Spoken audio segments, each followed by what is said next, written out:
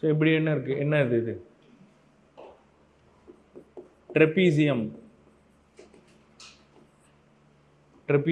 ஓகேவா? இது வந்து ஏன்னு சொல்லுவாங்க, இது வந்து பி. இது டோட்டலாக இருக்கிறது ஃபுல்லாகவே பி. ஸோ இந்த டிஸ்டன்ஸ் மட்டும் சி, இது மட்டும் டி. இப்போ இது வந்து ஒரு ரைட் ஆங்கிள் ட்ரையாங்கிளா? இது வந்து ஒரு ரைட் ஆங்கிள் ட்ரையாங்கிள். அப்போ இங்கே என்ன ஃபார்முலா வரும்? இது வந்து ஹைட்டு, இதுவும் ஹைட். என்ன வரும்? இது என்னது? ரெக்டாங்கிள். ரெக்டாங்கிளுக்கு என்ன ஒன்று வரும்? இதுவுமே அப்படியே பின்னு கன்சிடர் பண்ணிட்டீங்கன்னா பி இன்ட்டு ஹெச்னு வரும். ப்ளஸ் இது வந்து ஆஃப் இன்ட்டு சி இன்ட்டு ஹெச்னு வரும். கரெக்டா? அதே மாதிரி இந்த ட்ரையாங்கிளுக்கு என்ன வரும்? Half into D into H. இது DH. Same right angle triangle.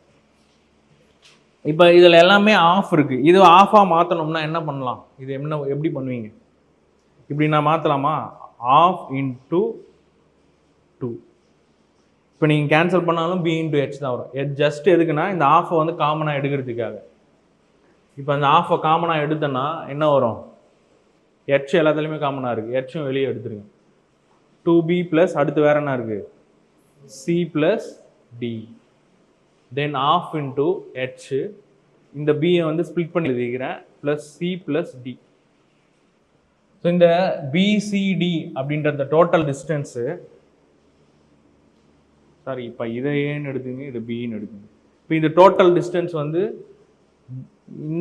இதை வந்து பின்னு கன்சிடர் பண்ணோம்னா இப்போ இங்கே என்ன இருக்குது? டோட்டலாக வந்து இது ஏ, இது டோட்டலாக ஏ, இது வந்து பி, இது பி, சேம் டிஸ்டன்ஸ். இது மட்டும் சிசி. அப்போ சிஏடி அது மூணுத்தையும், சாரி சிபிடி மூணுத்தையும் ஆட் பண்ணால் என்ன வரும்? ஏ. அப்போ இதுக்கு மூணு தான் என்னது? A plus B into half into H. இதான ஃபார்முலா உங்களுக்கு ட்ரெபீசியமுக்கு. Half into A plus B into H.